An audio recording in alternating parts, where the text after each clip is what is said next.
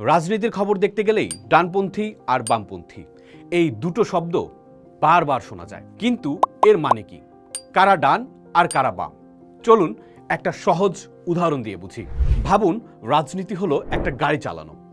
ডানপন্থীরা গাড়িটা খুব সাবধানে, চেনা পরিচিত এবং পুরনো রাস্তা দিয়ে চালাতে পছন্দ করে। তারা খুব বেশি ঝুঁকি নিতে চায় না। তাদের মূল লক্ষ্য হলো স্থিতিশীলতা বজায় রাখা। ডানপন্থী রাজনীতিতে ঐতিহ্য, প্রথা, জাতীয়তাবাদ এবং শক্তিশালী রাষ্ট্রকে গুরুত্ব দেওয়া হয়। তারা মনে করে বাজারকে স্বাধীনভাবে চলতে দেওয়া উচিত এবং সরকারের হস্তক্ষেপ যত কম হবে ততই মঙ্গল। তারা সাধারণত ব্যক্তিগত মালিকানাকে সমর্থন করে এবং মনে করে সমাজে একটা প্রাকৃতিক স্তরবিন্যাস থাকা খুবই স্বাভাবিক। অপরদিকে বামপন্থীরা এর ঠিক উল্টো। তারা নতুন রাস্তা আবিষ্কার করতে ভালোবাসে এবং প্রয়োজনে দ্রুত গতিতে গাড়ি চালাতে চায়। তাদের মূল লক্ষ্য হলো সাম্য এবং সামাজিক পরিবর্তন।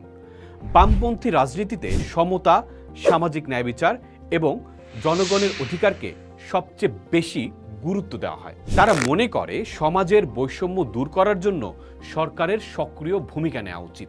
তারা সম্পদ ও সুযোগের সুষম বন্টনের পক্ষে এবং ধনীদের উপর উচ্চ কর আরোপ করে সেই টাকা দিয়ে জনকল্যাণমূলক, যেমন শিক্ষা, স্বাস্থ্য, এইসব কাজে ব্যয়ের কথা বলে। এই ডান আর বাম শব্দগুলোর উৎপত্তি হয়েছিল ফরাসি বিপ্লবের সময়। রাজার সমর্থক ডান দিকে এবং বিপ্লব ও পরিবর্তনের সমর্থকদের বাম দিকে বসার রীতি থেকে।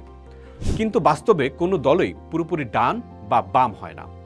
অনেক দলই কিছু ক্ষেত্রে ডানপন্থী নীতি, যেমন শক্তিশালী জাতীয়তাবাদ, এবং কিছু ক্ষেত্রে বামপন্থী নীতি, যেমন সরকারি স্বাস্থ্যসেবা গ্রহণ করে। এদেরকে মধ্যপন্থী বলা হয়। সুতরাং ডানপন্থী বা বামপন্থী হলো সমাজ ও অর্থনীতিকে দেখার দুটি ভিন্ন দৃষ্টিভঙ্গি। একটি চায় স্থিতিশীলতা ও ঐতিহ্যকে ধরে রাখতে, আর অন্যটি চায় পরিবর্তন ও সাম্যের দিকে এগোতে। পোস্ট দেখুন, ভাবুন, করুন। থাকুন পোস্টের সাথেই।